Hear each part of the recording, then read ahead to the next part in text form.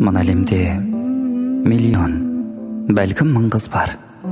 Барлығы да жарқыраған жұлдыздар. Сол миллионның арасынан ерекше мен сүйетін сұңғақ бойлы бір қыз бар.